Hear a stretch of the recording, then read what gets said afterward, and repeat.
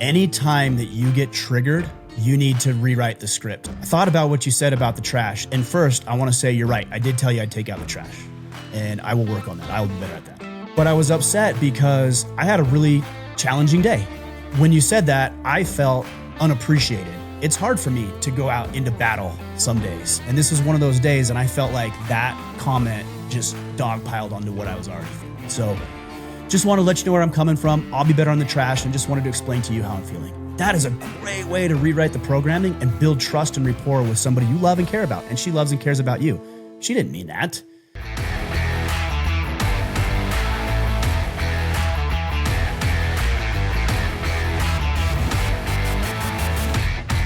Kip, what's up, man? Good to see you on this President's Day. You and I have talked about it at length. Fake holidays, right? Not that, we shouldn't maybe honor some presidents, not all. But this is one of those fake holidays. So I'm still working. Sounds like you are too. Absolutely. Getting after it on President's Day. It's a good thing. Yeah. It's a good thing. How was the Hunt Expo? Amazing. You visited over the weekend. Yeah, amazing. I love the Hunt Expo. I've probably been going for, this is probably my 6th or maybe 7th year. I don't know. I always have a good time. It's good. It's one of those things where you see a bunch of old friends that you would still consider them friends, but you only see them once per year. And I take my 3 boys up with me and we go wander the booths and catch up. I saw Josh with Montana Knife Company, the guys over at Big Chino Outfitters, Mountain Knobs, Black Flag. I mean, Outdoor Field Solutions with Greg Ray. If I keep listing them, I'm going to miss somebody. Hunt Wars with Will Brummond. Like it's amazing. I love it. So I made the mistake of going on Saturday though. I don't know why I did that. I don't really like a lot of people. And so yeah, it's crazy on Saturday. I usually go on a Thursday and a Friday, but I don't know. I made a mistake this time and paid for it with getting bumped into people and yeah, but it was good. Other than that, it was good. We had a good time. Just too busy. Always. Yeah. It's just packed in there. It's such a cool experience though to see everybody and check it all out and see what people are doing. So yeah. All right. Well, that was the weirdest start. We had a couple of false starts and we had some technology issues, but I think we've got it taken care of. So Kip, it's good to see you. Let's just jump into questions and see if we can make this work. Sounds great. So we're going to field questions from the Iron Council. To learn more about the Iron Council, go to orderofman.com/Iron Council. Our first question, Will Pinnell. During your Friday field notes, you mentioned a difference between the terms chasing and pursuing. Often people would assume that they are synonymous. In my view, pursuing has more intentional meaning, where chasing seems to be somewhat sporadic. I'd like to hear your view on these two terms and their meaning. Yeah, it's actually really easy. And this can be in the realm of dating. This can be in the realm of picking up new clients, growing your business, like whatever you're after. And it's very simple. When you think of chasing, what we think about often is somebody or something running away from us. There's no chase if something is running away from us. So whether you're trying to chase a woman around and she's not interested, you look desperate and pathetic and she's running. And the faster you run, the more she runs because she doesn't want to be caught. Same thing with clients. I've had, when I started early in my financial planning practice, I really struggled because I didn't know how to attract clients in a good and healthy way. And to me, pursuit means that I'm interested in that thing, whether it's a woman or a client or something. And I, as a man with a steady frame, am going to leave an opening and give opportunities for her or them or whoever it is to accept my advances. So that's it. Somebody who's chasing is running all over the place, looking like a fool, being desperate, and the person or the thing is just fleeing further from them. But a pursuit is in your mind. You make it clear, I want you, I want that thing, and my job is to create openings and opportunities and let that thing decide if it's interested in some sort of personal, professional, or romantic relationship with me. That's it. I think what we as men do is we go so hard and we end up undermining another person's agency and sovereignty while we try to wrestle control over somebody else's life because we think it would benefit ours. And if you want to maintain your own sovereignty and your own agency, then you have to be willing to acknowledge and respect and honor somebody else's ability to choose as well. So it's as simple as that. I create opportunities and then I let the chips fall where they may. That's pursuit. Yeah. And if you look back at your financial practice, what would occur when you chased clients? Yeah, like I said, you look desperate, you look pathetic. They run, they go somewhere else. They don't have any credibility. You lose authority. You lose everything. You lose your frame. And really what this comes down to is abundance. If you have an abundance of opportunity, you'll be less likely to chase things that aren't interested in being caught. But if you're scarce and you don't know how to acquire resources and you don't know how to develop your skill sets and you aren't somebody who has authority and credibility with other people, then yeah, you're bound to chase. But if you do, then you can just open up opportunities and people like magnets are drawn to you instead of repelled against you. Totally. Well, if you're chasing, then it's not about serving me, right? It's not about what's in my best interest. And that's where the desperation comes across real negative because it's like, well, this guy's just trying to close this deal. He's desperate for the money. It's not about alignment. It's not what's best for my organization. And they question intent when the focus is desperate chasing. Yeah. It's like even in a relationship, let's say when you were younger, there was a woman chasing you, which happens, right? Do you like that? I don't. You like lose that. respect. If a woman is like overly attached, like that's not attractive to me.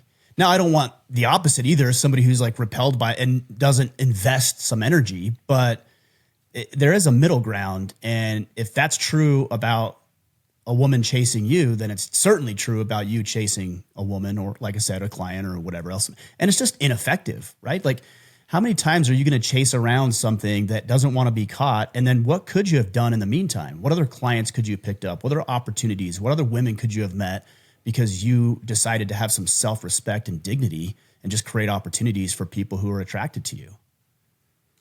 Yeah, totally. All right, Jeremy Kofi. I did an off-cycle review of an employee and gave her a raise. She promptly shared her good news with other key employees this past Friday, creating a lot of hard feelings. Looking at it honestly, I screwed up and should have either waited to do the one review or done everyone at once. What advice do you have to address these employees who have hurt feelings? It feels disingenuous to suddenly schedule everyone for a review post hoc, but I wonder if there's a correct path forward given where things stand. Well, first of all, I actually don't think you screwed it up by doing a one-off review with an employee who you thought was performing well. Why wouldn't you do that? Absolutely not. So don't think for a second that was the mistake. The mistake was that you didn't communicate boundaries to her. So, and how would you have known? Maybe you've been in this experience before, maybe you haven't. So here's a good learning lesson. If I was having that performance review with you, Kip, I'd say, listen, this is not our typical practice. Normally we'd have reviews halfway through the year or at the end of the year, but I brought you in for a reason. And I'd like to keep this conversation confidential between you and I, because I don't want other people misinterpreting it or reading into something that it's not. But I've noticed that you've been performing really well. And I'm very happy with your performance at the company and how you grow the business or how you support the team. And I want to go ahead and offer you a raise. How does that sound? And, you have that conversation. And then you tell her, hey, by the way, I want to remind you that this is not typical practice and I've never done this before. So it would help me, you, and the rest of the team if you kept the discussion that we're having between us, so that it doesn't create any other contention or animosity or hurt feelings or dip in production. Are you comfortable keeping this between us? Yeah, sure. Good. Problem solved. Done. Before it was ever a problem. So now you know. Don't just tell people, because she's just excited. Like, she's not trying to be malicious. Yeah. She's excited about it. She feels proud about it. She wants to share it with somebody. So, her heart's probably in the right place. Now, so I'd like to hear what you say, and then we'll go back to the second part of the question. How do you address this with the rest of the teammates? Yes. Yeah. So regarding first off, I'm a huge advocate for promotions and raises when they're deserved and not in some arbitrary yearly review cycle process. That's silliness. If you have someone that's winning and they're kicking ass, promote them, give them a raise right now. Oh, well, our process is no, that's silliness, right? Like, you're holding people back. So I don't fall into that trap of like, oh, we have to give everyone a raise at the same time so that way no one gets offended. No, that's called pandering, right? And what you definitely don't want to do, and we'll get into that, the pandering of the other individuals. Here's the other thing too. I'm a huge advocate of pay transparency. I'm actually a huge advocate of it. Now, most companies can't do it, and they can't do it because they're not clear what is winning and what is required to be promoted. The more you can go in that direction, Jeremy, the better, because you're not promoting anybody. They're promoting themselves. They're doing the necessary work to get the raise. When you can get that clear, and then you get people that are upset, it's like, well, it's up to you. I don't hold the cards of your promotion. And so I love this idea, and it is possible. I know it's possible, of transparency. I think she, to your point, Ryan, I don't think she was, malicious. She's excited. And let's segue into these other people that are upset, because I mean, that's the big issue here, is why are they upset? So let's go there. Yeah, I mean, I think you touched on it a little bit when you said pay transparency. I do agree with you as long as the standard's clear. I don't think this falls in the realm of pay transparency, because an employee shouldn't be just flapping their gums about what they get paid without a clear directive to do so. I don't think that's healthy. I think it creates a lot of contention and frustration. So what were you going to say on that?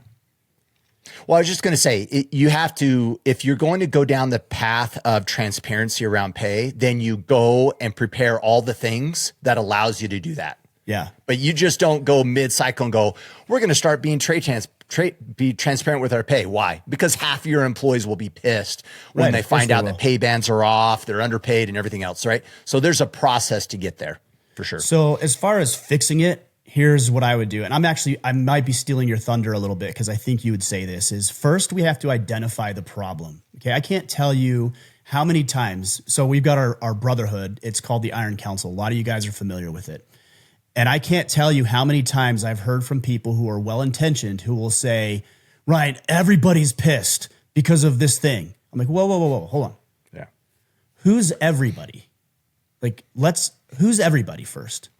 And then that person who's bringing it to my attention, to do it in the right way, says, oh, these two people are upset. Okay, that's not everybody. Okay, so let's be precise with our language. And so you have to be careful, because what you could do is, if you just assume everybody's mad, is you could bring a big company meeting into play, and then you could piss off people who weren't pissed. So you need to talk with this employee and sit her down and say, hey, you're not in trouble. Just want to let you know you're not in trouble. I have a little cleanup to do. In the future, when we have these conversations, unless stated otherwise, they're between you and I. Not in trouble again. But who did you share this information with? And have you seen anybody who's upset? Like, get to the actual root of the problem. Because if there's one person that's upset, just bring the one person in and talk with them. Totally. And the upsets are probably different. Right. Bob's upset because he asked for a raise last month and you said no. Sally's upset because she thinks Laura is lazy, right? Like, they're not even the same upset. Good point. Yeah.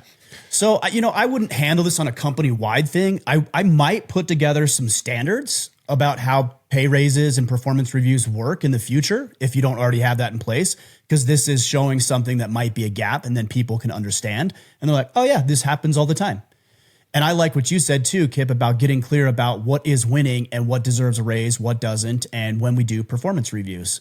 But if somebody's upset, I would bring them in and I'd say, Kip, I know you've heard some things about Sally getting a promotion, and I heard that maybe you felt unimportant or you felt bothered by that. And rather than jump to conclusions, do you mind sharing with me what's going on? And then you share, and then I explain, and then we're like, cool, drive on. Here we go. That's how I would handle this on a one-to-one basis. Totally. I also don't know, Jeremy, how big of a organization you have. So I don't know how many employees we're talking about either. Yeah, totally. Well, and what I love about your counsel, Ryan, it teaches them that they can express an upset with you and nothing happened. Like, it's not a big deal. I didn't get in trouble. And Ryan was open to getting feedback that I was upset about someone. Like, we just built some relationship capital with them. And we taught our employees that when you have an upset, feel free to come to me and let me know what it is. Right? So we can address it. So that's all positive. If you really think about this, Jeremy, how awesome is it when you have a scenario within an organization where an employee goes, hey, boss, I heard someone got a promotion. I want one. Translation, how do I improve and perform better so I can make more? What a good problem to have. You totally want employees going, hey, I want a promotion too. The only time we don't want that is when we can't answer the question. Mm-hmm. You got to be able to answer the question. You want employees going, I want a raise. I want to become better. I want to excel in my role. I want to perform better. You want them doing that, right? So, man, get clear on how and what is required to get a promotion. This is a good problem. I think it's a good problem. I've had this before. Someone gets promoted, and what do you know? Some employees go, dude, Kennedy got promoted. How do I get promoted? I'm glad you asked. Let me tell you what you need to do. Yeah. And it's a good problem. What they need to do is perform better. That's a good problem. So you want to get to this point, right? And I've done this, Jeremy. I promise you can have in organizations where every promotion is known. If you can't communicate someone got promoted, you have other problems. Leadership is holding the cards and the rules of performance, and they need not to do that. It needs to be clear. People will feel empowered. Otherwise, what happens? Oh, Kip, are you going to get promotion? I don't know. I just hope that Ryan sees my value someday. Dude, that's called disempowerment. You're holding that? No, give it to them. Let them know. Let them be clear on what's required and let them run. There's so much, I don't know. It's just, there's so much weight lost or less weight as leaders when it's out there and people understand what's required of them to get a promotion. You don't want that weight of holding that, and it's unclear to you and you're not sure, and it's yucky. So figure out how do you put it back into the control and empower the employees to manage their own promotions and raises.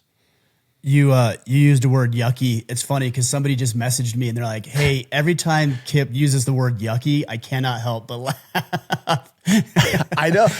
But it's funny. Like, it's actually really hilarious. Well, I had an employee like a year ago. She's like, it's funny you use that word yucky. She said this to me. You use that word yucky, but in some cases, I don't know a different word either. It's just, ugh. You know what I mean? I'm like, I need to maybe read more and become more intelligent so I have a better word to use. But that's funny. That's funny. I wrote down here that ambiguity kills performance. When people aren't clear, and it's also, we have to remember that we as human beings operate through incentives and disincentives. That's it. So we'll show up because we're incentivized to do so. Sometimes it's pay, sometimes it's authority, sometimes it's autonomy, sometimes it's acknowledgement and recognition, sometimes it's just the feeling of performance. That's our incentive. And then we have disincentives. Sometimes it's you'll go to prison if you do something illegal, or you'll be ostracized from your community, or you'll get fired, and that's a disincentive. So you have to consider, what are you incentivizing through ambiguity? Poor performance, frankly. So, and look, I want to translate this to fatherhood, because this might be kind of a more unique situation for everybody that might be listening, but the same holds true in fatherhood. I've got 4 kids, and sometimes certain kids go on trips with me and others don't. And sometimes somebody gets a prize or an acknowledgement or a job well done and others don't. And so when my kids say, well, how come he got to go? And how come they got this? It's like, because this is what they did. And this is why we're doing it. And then you just explain it and you say, hey, if you would like that acknowledgement or you would like to go on a trip, then let's figure something out and talk about what that looks like. So guys, don't think just because you're not in Jeremy's position, this conversation doesn't apply to you. As old school parents would say, life's not fair. And I would say it's not that it's not fair. I would say that life's not equal. You are not the same person as everybody else. You don't perform the same way. You don't show up the same way. You don't deserve the same benefits or lack thereof as another person. It's not that it's not fair. It's just not equal. So as a leader in your home or in your business, make sure people understand why it's not equal and what they can do to be incentivized in a way that's meaningful to them. Totally. You're an example of the kids asking on, why didn't I get kudos or why don't I go on the trip? What's the default assumption if you don't provide the clarity that it's tied to you effort love them more or action? Exactly. Like that's the cost of not being clear. Mm-hmm. Got it. Dad doesn't love me as much as Brecken. Mm-hmm. Dude, what a horrible message. And mark my word, whether it's her kids or if it's an employees, they will move to, it's because they have a relationship. It's not because of my merit. It's because I'm not liked, which then is what? A no-win situation. Yeah. Man, we got to make it clear. For sure. Got to make it clear. Okay, what's next? Good stuff. Good question, Jeremy. I love that. A couple good question. ones, actually. All right. Last two. Robbie Leffel. Not a question. Do you want me to read it? Yeah, I don't know what it is. I didn't look. Not a question, but you should track down the late Steve Irwin's dad if he's still alive. His son and grandson both seem to have turned out strong men. Could you be interesting guest as an excuse that would to be visit interesting. Australia? There you go. I don't know how old Steve Irwin's I son is, but it would be cool to have his grandfather and the grandson. That would actually be kind of cool. And then you can talk about legacy. I'll have to look into that. Cool. What's next?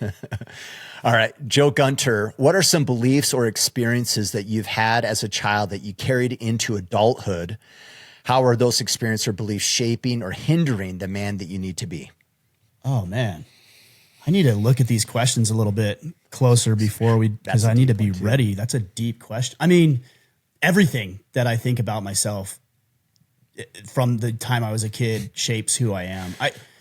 I'm going to think about it and just like punt a little bit here. But I think the most important thing is it's not specifically what we did or did not learn. It's can we identify it now and can we do something about it? Because the reality is that we have been programmed from the time we were little boys, even before we could talk, probably in our mother's womb, where we started to shape our reality of our existence. And it's so ingrained into who we are that we don't really even think about it anymore. So I was at lunch the other day with my youngest son, and he said, "Hey, Dad, what is water made of?" I'm like, "I don't know." And he's like, "You don't know?" I'm like, "No." Well, it's made of I'm like, "I don't." Oh, it's made of hydrogen and oxygen. And he's like, "What?" And I said, "Yeah, 2 parts hydrogen, 1 part oxygen." But we all know that, but it took me a minute because I don't think about it. I just drink it or swim in it or bathe in it or shower in it. I don't think about what it's made of. And it's the same thing with our lives. We don't spend any time thinking about why we behaved that way, why we acted that way. What was it about that response that got me triggered? And so I don't know what the things are. I think I had some really limiting beliefs around money for a long time because I grew up in a situation, I wouldn't say poverty, but money was tight and we were strict and money didn't grow on trees and a penny saved is a penny earned. And so it shaped a lot of the way that I looked at money. I had somebody in my life who was very wealthy, very successful businessman, and he was a complete jerk. So what did I do? Equated being a jerk with having lots of money. Of course, that's the connection a young child would make. And so I thought if I had a lot of money, then I was a jerk, or everybody who had a lot of money was a jerk. It's so wild how all this stuff just piles on, and we have to rewrite the script every day, rewrite that programming, upgrade the programming, maybe is a better way to say it. Totally. I don't think it's a punt. I think that's a great answer, because the reality of it is that's where we fail. It's not so much in like what belief did what. It's, are we even self-aware to know that a lot of our actions are rooted in these beliefs and agreements that we've made throughout our entire life? Most people aren't even aware enough to challenge the actions or our response to these things. And so it's critical. I think it's spot on. I don't really have much that come to mind. I mean, we could spend an hour, I think, talking about different belief systems. The one thing I wanted to add for the sake of the question, though, Ryan, is what's beautiful about our pasts is they're always with us, and we can always choose to learn from them. So at any moment, if I didn't learn from my past, I can choose to learn from it today. I could decide that I'm going to grow from that past today. And maybe I've held it, and maybe it was a negative response all of my life, and I can change that. That's the beautiful thing about it. So I think being aware of it and then choosing to learn from it, so it's not a waste. And I think that's how we ultimately have a healthy relationship, is learning from it, whether it's a good experience or negative experience. Learn it to pivot, to grow, and to evolve into a better man, and you'll have a healthy relationship with the past, regardless of what it was. Yeah. I would also give one other bit of advice. This is really important, guys. And I've taken this advice and it's worked well, and I've not taken it and it doesn't go well. So anytime that you get triggered, you need to rewrite the script, or at least figure out what's happening. So if you come home from work today and your wife says something to you and you get all pissed off and you feel your blood pressure rising and it's starting to boil and you're getting mad, you're about to say something dumb, pause, stop, remove yourself from the environment. Okay. You might say to her, "Hey babe, hold on. You said something that bothered me." You can say that bothered me. That triggers me a little bit. Hold on. Let me process that for a second. And if you've never done that, she's gonna be like, "What the hell?" Like, she's gonna be super confused. But you say, hold on. Let me process that. Let me put a pin in that. Can we just talk about something else? I'll come back to it, but can we just talk about something else? Tell me about your day. She would actually respect that more than you just flipping your lid, by the way. And then you think about it. Okay, she said something. I feel she said I didn't take out the trash this morning.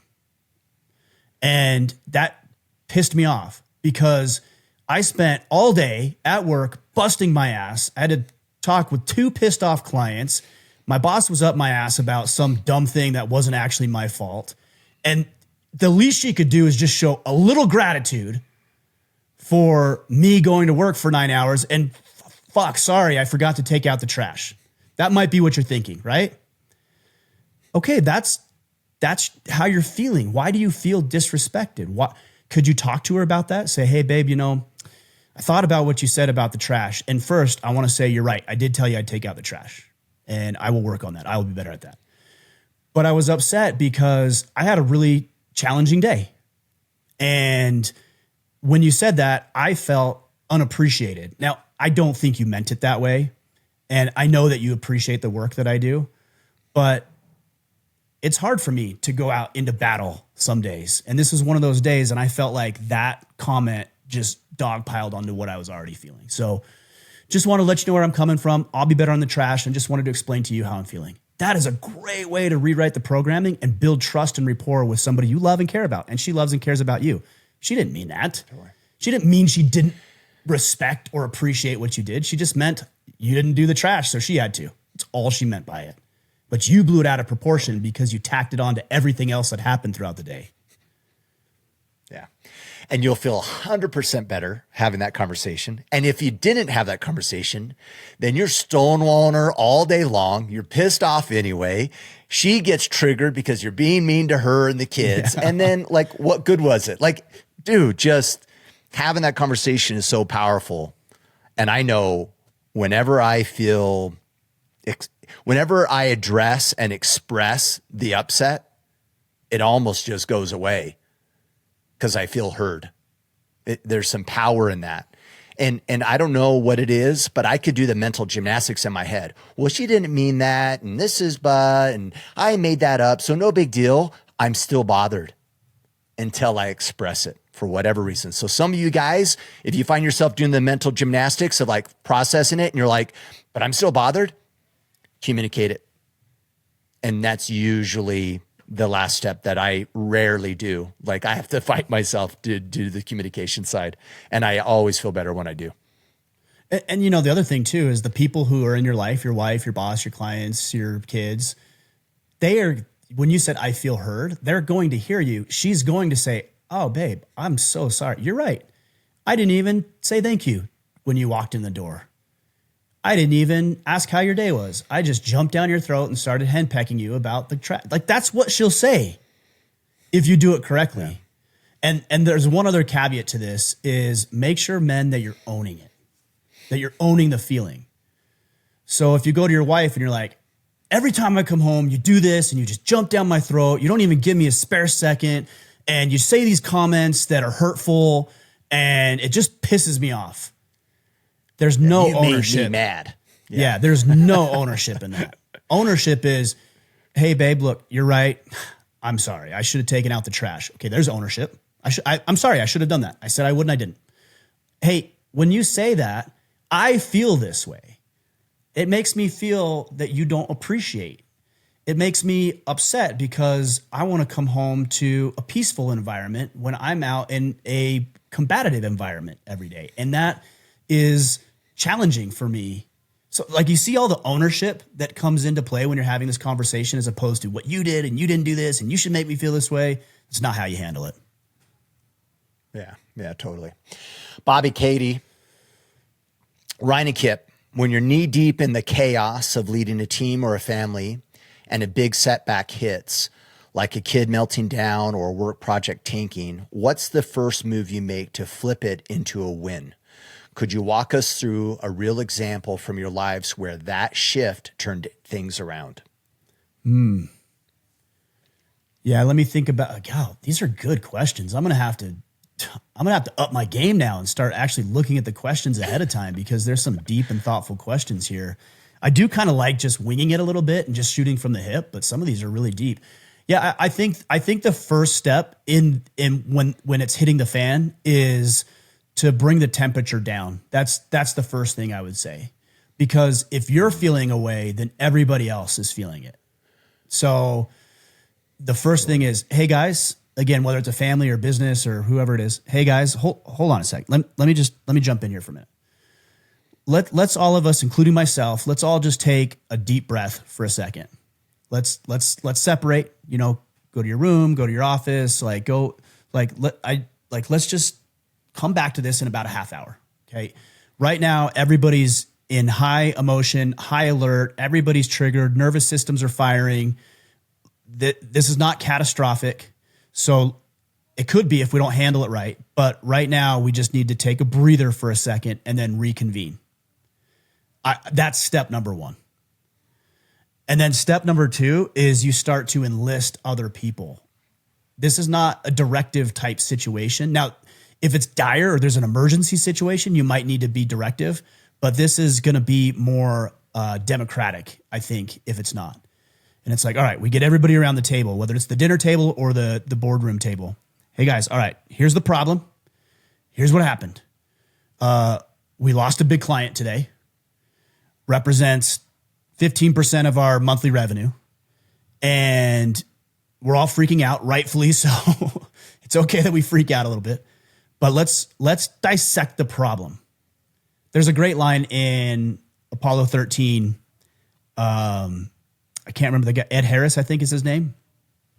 Everybody's in the room because the mission has gone catastrophic. And Ed Harris says, all right, settle down. Let's work the problem.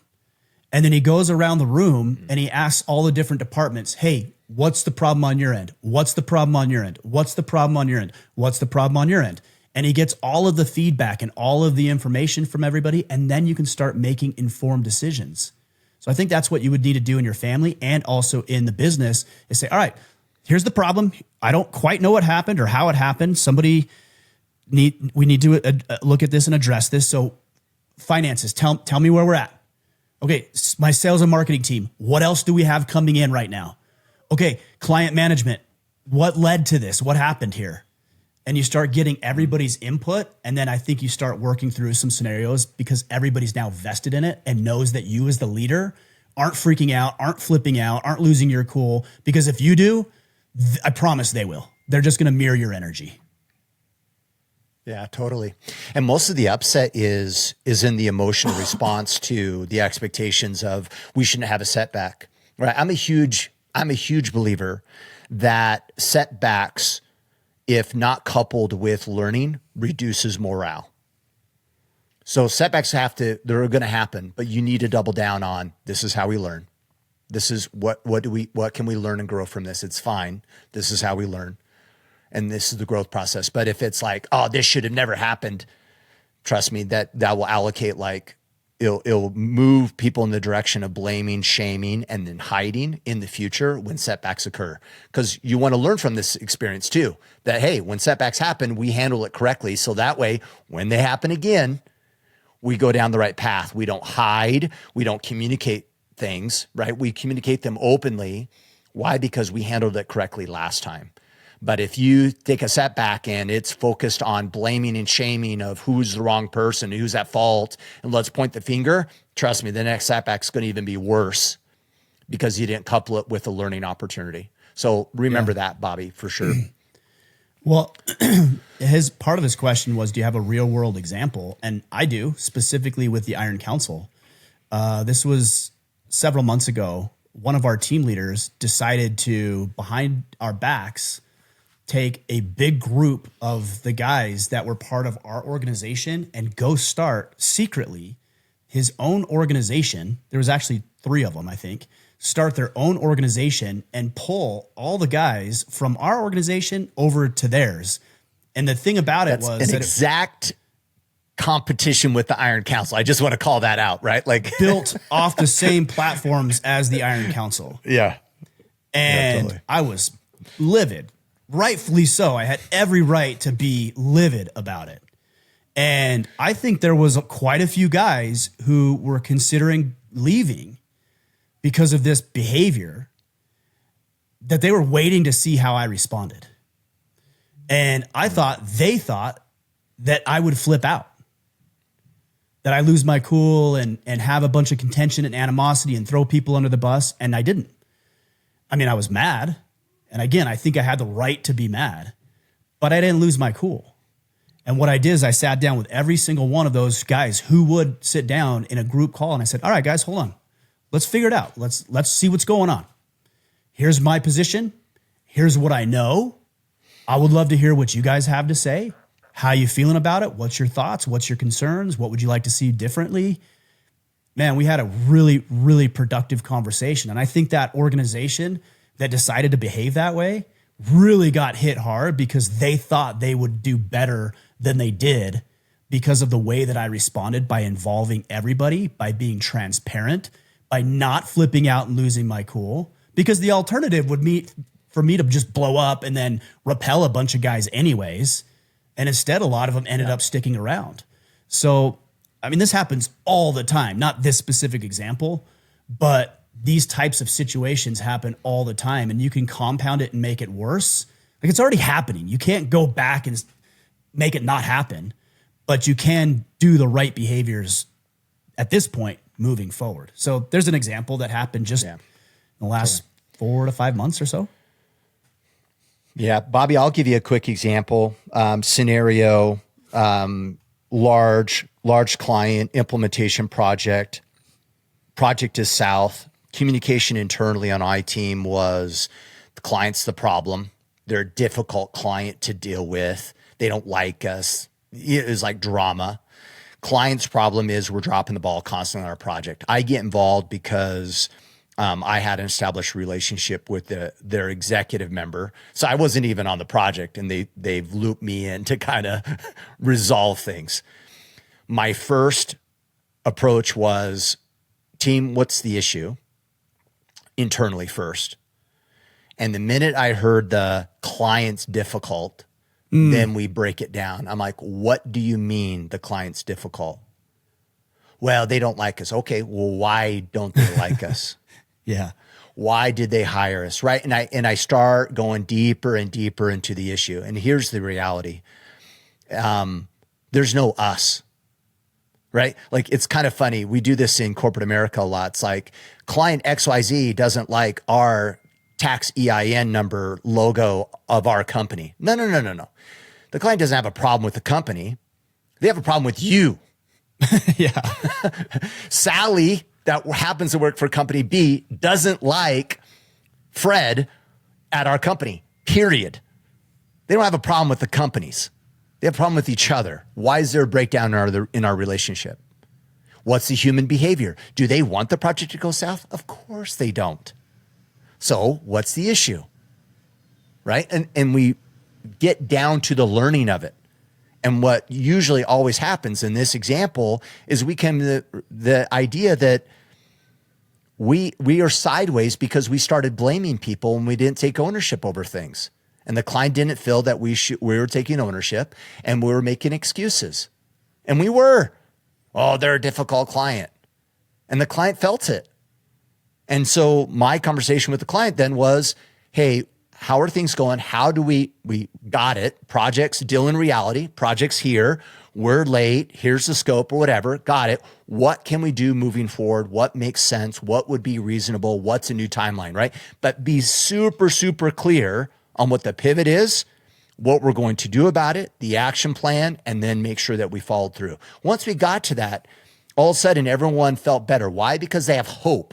There's alignment in regards to what the issue is. We know what we're going to do moving forward, and it's accepted by everybody in the group, and we learned from the mistake. So maybe I'm not as good as Ryan as giving you the 1, 2, 3, 4, 5 steps to resolve, but hopefully, Bobby, that kind of gives you another element of example, I guess, to your question. All right. Eric, I'm going to slaughter your name. Rolui.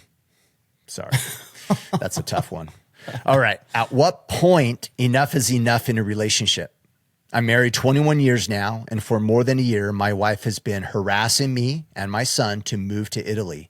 I'm exhausted, plus there's more than the move. I don't understand. Like, harassing them to move out? I don't know. Yeah, that's hard to know. I guess the way I interpret that is the wife wants to move to Italy. Like, all of them move to Italy, but he doesn't want to, or something. That's as far as I can tell. Let's just address the first part of the question. At what Right. point is enough in a relationship? I don't know. I can't answer it for you. How could I tell you that, oh, it's enough, you need to tap out now? I can't. I can give you some things to consider, but everybody's different. And the thing that I would consider more than anything else is I want you to fast forward in your life 20 years. And looking back at this moment, are you able to look the man in the mirror and say, I did everything I could to make that relationship work? And if in 20 years, fast forwarding in 20 years, you don't think you can answer that question, then you still have to be in it. You made a commitment. Because there's work left undone. There's work left undone. You weren't the man you could have been. There's potential opportunity, but that's the underlying question. Did I do everything that I could do? And do you see how that's not contingent on her or anybody else? Did I do everything that I could? The thing about Italy, I don't know the detail, but like based on that doesn't seem like enough is enough to me, but there's other things you said. I don't know what those other things are. But you need to sit down. You need to have conversations. You need to set up boundaries. You need to lean into her. You need to lead effectively. You need to encourage her to be part of your journey. This actually goes back to the chase versus pursue thing. You need to lead the way and then leave a gap for her to follow. Say, hey, babe, this is where I'm going. I want you to come with me. I'm not stopping. I'll slow down. I'm not stopping. I'm not deviating. You're welcome to come with me. Here's the path forward. Here's how we do it together, and leave her the opportunity to step into that path. And if she doesn't want to, man, maybe she makes the choice where she's like, I don't want to do that. It's like, okay. It's not that simple. It's not that easy. Emotionally, it'd be devastating. You know, I've had that experience happen throughout my life, but that's how men perform. Like, this is where I'm going. And if you want to come with me and you believe in me and you believe in us, then you come with me. And if you don't, then you don't have to, but that's your decision to make. But I think enough is enough. After you feel like you can honestly answer the question, I've done everything I could to make that relationship work. By the way, I don't actually feel the same way about every other scenario, but in marriage, I feel that way. Yeah. Like sometimes you could say, well, I've started this business or I'm working at this company, and I would feel completely comfortable walking away, even if I hadn't tried everything else, because I don't owe anybody anything. But when I said I do, and I wanted to be in that long-term committed relationship, then yeah, I need to be able to look myself in the mirror and say, yep, I did everything. That doesn't apply broadly to every situation in my life though. But with marriage, it does. Yeah, I love it. You know, maybe even get clear on the scenario, right? Like, what does it mean? What's the meaning associated with moving to Italy? Like, what is it? Because it's not Italy, right? It's never the move, right? That is so critical. It's by moving there, she believes what? What's the assumptions? What's the meaning? What does it mean about her? How will she feel? Like, you're not addressing, there's no addressing the issue at that surface level. Get really clear on it. And you might find out that you need to move to Italy for that to be possible. Or you might find out that, like, oh my gosh, there's an alternative plan B that works out really well for me and the boy and addresses her concerns. Right? Maybe she wants to move to Italy because she wants to have an amazing marriage with you, and she's under the impression that that's not possible unless you move to Italy. I don't know, right? But get really clear on it. Yeah, agreed. And maybe we don't know. That's cool. Yeah, so maybe you have, but if not, get after it. All right, let's take a couple more, Kip. Yeah, those are all the questions in the Iron Council. Did you post, I should have clarified this, do you post on Facebook as well? By the way, guys, this is our Facebook group. So if you want to bandwidth 74,000 other men and get really good feedback. So I should say this, some really good feedback and 10% bull crap you shouldn't listen to. Then join the Facebook group at facebook.com/group/order of man. The bull crap gets sifted out and everybody calls them out for the most part, and it moves. There are some touchy points, like there's some natural accountability that happens. Bro, the marriage thing's interesting. Like a guy could be like, hey, I came home and my wife was acting like a jerk to me and she just said some rude things, and guys would be like, dump her, bro. Don't walk, run away. I'm like, whoa. Leave her. Yeah. Whoa, hold up. Like, let's get to the root first here. Or another one that's always controversial is pornography. You know, and guys are like, no, it helps. It's good. It's like, helps your sex life. And it's like, dude, what information are you operating under?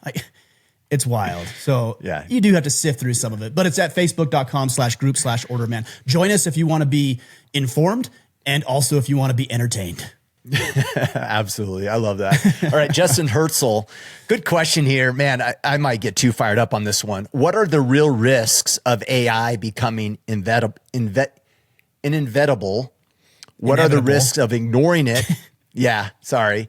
And how can men leverage its power effectively and ethically? What are the risks of ignoring it, and how do we leverage its power effectively? Oh, the risks of ignoring. So, there's a couple of different ways I could take that. Like, are you going to be left in the dust if you ignore it? Yeah, absolutely. If you don't incorporate it into your life in some meaningful and significant way, you will get left in the dust. You'll lose your job. You lose your livelihood. You won't have access to as many opportunities. You'll be super inefficient relative to other people. And so you will get left in the dust, I promise.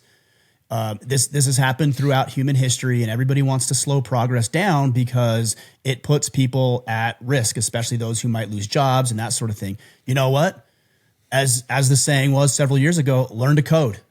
Telling truck drivers, learn to code. You better do it, and you better stay awake, and you better stay on top of it. Otherwise, you will get left in the dust, and you will hurt yourself, and you will put your livelihood and your family's survival at risk. It's that dire if you don't pay attention to it. This is the biggest thing since the internet.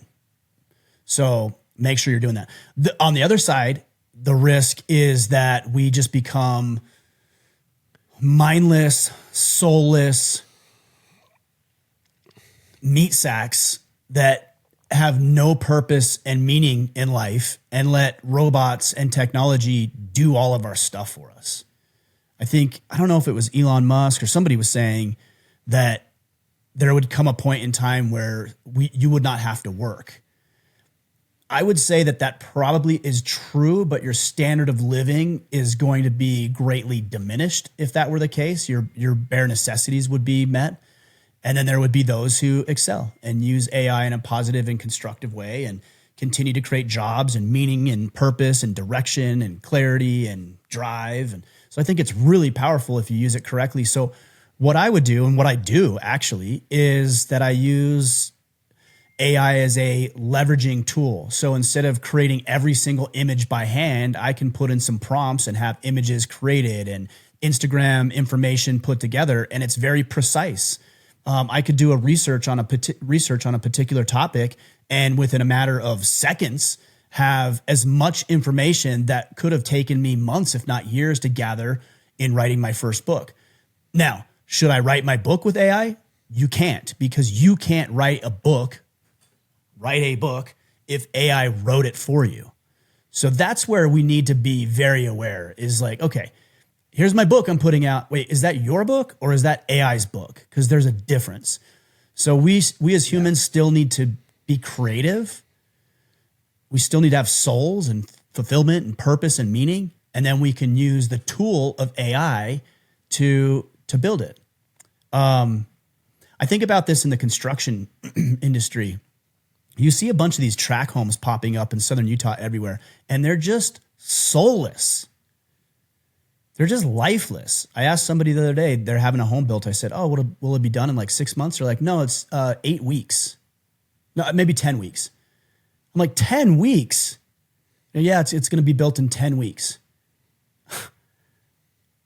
I don't look at that as a positive. Like, I'm sure it'll stay up. I'm sure it's stronger than houses that are built 30 years ago, but you walk into them and they look like these like soulless museums. They're just stacked on top of each other. They're bumped right up next to everybody else. And I'm like, where's the soul? Where's the significance? Where's the heart? Where's the creativity? Where's the weirdness and the little quirks of the home that used to be? I don't think that stuff's good. I want to keep the soul of humans in every aspect of our lives, and we can use AI to do it. But if we let it get too far, it'll be a problem. Yeah.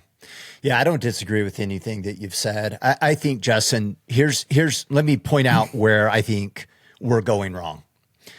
The first thing that we've done wrong is call it artificial intelligence. We might as well called it magic, and then had a bunch of tech companies promote this idea of magic. And everybody that doesn't understand technology is like, well, it's magic. It can just do anything. And so we have this massive misunderstanding due to the labeling of what we chose to call this technology. And that just makes me irate. It's not intelligent. It's not intelligent at all.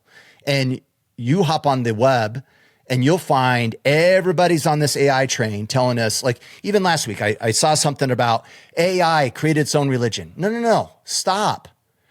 Someone gave it a prompt and said, create a religion based upon blah, blah, blah, blah. And it came up with something based upon what? Trending information in a data set that it scrubbed on the internet. By the way, ChatGPT, as an example, 40% of its data comes from where? Reddit. Then 20% from Wikipedia. Oh, it's a valid source. No, trust me. It's only as good as the data. Junk in, junk out. right? And so we need to really understand it's not intelligent. Now, is it powerful? Absolutely. But understand what it's powerful with. And this is a transcendent principle, right? As our economies change, as markets change, as industries change, we should be evolving, right? We should be evolving and growing and taking advantage of things. AI is no different than that. But it's very similar to the dot-com boom, in my opinion, right? Back then, it was like, build a website and all of a sudden you'll make millions of dollars because people just randomly start shopping on your website. Well, guess what the percentage of AI project failures are? It's over 80%. 80% of AI projects in companies are complete failures. Why? Because of what I just said. They misunderstand what the technology is and what it's great for. And you end up with a bunch of CEOs reading magazines about AI, and they see it as this magic pill that just like will do stuff for you. No, it has its place. It has key areas that are great. And to be honest with you, there's a bunch of smoke and mirrors. There's a bunch of crap, right? Microsoft's Copilot, maybe I shouldn't say this out, it's recorded. It is what it is. Microsoft Copilot, it's junk. It's a waste. But Microsoft will jam it down everyone's throat so they can justify the investment that they're making on infrastructure in hopes that it will pay off. Meanwhile, everyone's trying to figure out how to use it, right? There's absolutely a race happening in regards to who's going to win the AI race, what AI engines will stick around long-term. But a lot of it is on borrowed money, right? The technology is great, but it's on borrowed money. And we'll see how this all pans out. So understand it, be real about it. And the last counsel I would give, because I've been in tech, right? I've been a software engineer for years, engineer, an architect around technology for 20 plus years. This is my bread and butter. I had a CEO 2 years ago. He calls me up and goes, Kip, man, we need to implement AI. Is your team ready? And I'm like, Jay, implement it for what? And he goes, well, I just need it. I'm like, you're being silly. I told him that. You're being silly. You want me to implement tech for tech's sake. You don't even have a problem? Well, I just need to use it. I'm like, no, that doesn't work that way, man. And by the way, you might come with the business problem. I might look at it and I might tell you that AI is not the right solution. So be careful, understand what it does well, but implement it to solve problems. Don't implement for the sake of implementing it. Otherwise, we'll find ourselves doing tech that doesn't provide value, isn't truly addressing the issue, and we just get to wear our little badge of saying, oh, we're utilizing AI, but it's worthless. Yeah. Sorry, you said a little bit of a rant, but man, no, it's good. It just makes me frustrated. You said something interesting. You said borrowed money. I use a different term. It's incestual money. It's these companies that are in tech that will pay other tech companies billions and billions of dollars to produce AI. And then that AI then goes to those tech companies. The technology then goes to those tech companies. And so it's just like incestual. And so we see these big rises in the market, and it's not true diversification and it's not true collaboration. It's like, I'm going to pay this company to do this thing. They're going to build this thing and then they're going to give it back to me. That's fine when it comes to buying consumer services, products, and goods. But when it comes to investing, it artificially inflates the market, which gets people to believe that this is a bigger thing than it actually is. Essentially, they have an AI department that they're giving money to outside of their in-house stuff. It's very fascinating. And it could come tumbling down when people realize, oh, we weren't diversified. I mean, you've seen it. The housing market, the tech boom, like it happens over what was it, poppy seed market years and like hundreds of years ago. Like you see it all the time. It happens all the time and people still don't wake up to it. All right, man, let's take one more. Yeah, just be aware, deal in reality, be clear on where it can provide value. All right, nobody 7787. What's the one piece of advice you would offer a man who recently found out his wife was planning on surprising him with a divorce and immediately moving out of state with the kids, trying to get full custody? Woo. Oh, yeah, lawyer up. And don't show your hand. Like if you really think that's what's happening, like you really think, I would not approach her about it, because if you do, then you're just giving away your element of surprise. Don't talk to her about it. Don't approach her. Don't say, I'm going to do this or I'm going to do that. Don't do any of that. If she's planning this exodus, and I don't know how you found out or if you're acting on good data or not, but an attorney will help you with that. You have rights. You should protect yourself. You should protect your fatherhood rights. You should protect your children, and you should protect your assets. If she wants to play the game, bring it on. Let's play the game. Yeah. But don't you dare, do not, I'm telling you right now, do not give away your element of surprise. Don't do it. You're going to be tempted to. You're going to, like, she's going to say something and it's going to trigger you. You're going to be like, well, actually, I just hired a lawyer last. Don't do it. Keep your mouth shut. Okay, that's the first rule when it comes to hiring an attorney. You keep your mouth shut, and I'll be passionate on this one. Be quiet, talk to your attorney, and do what he says, period. Yeah, and fight for that custody of those kids. Do not give that up whatsoever. With your attorney, not with her. Yeah. I'm saying that. I want to be very, very, don't fight with her. Well, I want the kid. Nope. Look, Dave Ramsey said this. I listened to him say this years ago. He said, and he's an advocate of marriage. He said, hey, once that marriage is over, it's a business contract now. That's all it is. It's a dissolving business. So you treat it like one. You got to strip the emotion away. You got to hire your advisors, in this case, an attorney, and you got to prepare to go to battle. We do a divorce, not death course. In fact, we're doing a preview call tonight at 8 p.m. Eastern. So like for you, or for anybody else who is in the process of a divorce or divorce up to 12 months, then join us on the preview call. And I'm going to pull back the curtain about the 8 modules that we go through over the course of 8 weeks, from new roles to how to communicate effectively with her, to hiring your legal team, to now raising your kids as a single father, to dealing with your finances and your assets, to at some point eventually being back in the dating pool. So that's tonight. If you go to divorcenotdeath.com, you can get registered for the preview call tonight, February 18th at 8 p.m. Eastern, and that'll be for an hour. But you should definitely be on that call, and so should anybody else going through a divorce right now. Love it. All right, lighter question. Roger Byers, when was the last time you laughed so hard that you cried? Oh, I don't know. I don't do that. I'm just kidding. I don't laugh. I don't know. I laugh every day. I don't know when's the last time I laughed until I cried. These kind of questions are hard for me because it's like, I don't know. I haven't thought about it. I don't think about that. If I laugh, I laugh. If I don't, I don't. Then I just drive on. Do you have a moment that you can remember? Yeah. I do, just because it happened like last week. That's the only reason. But I was thinking about it. I'm like, if that didn't happen last week, I'd be responding the same way. I'd be like, I don't know. And the irony was, I don't know. It's weird. I'm weird. I was messing around with something. I started laughing. I was really tired. My daughter starts like laughing uncontrollably, which then made me laugh. And then I couldn't stop laughing. And then we just had this like laugh it thing. My wife's like, you guys are idiots.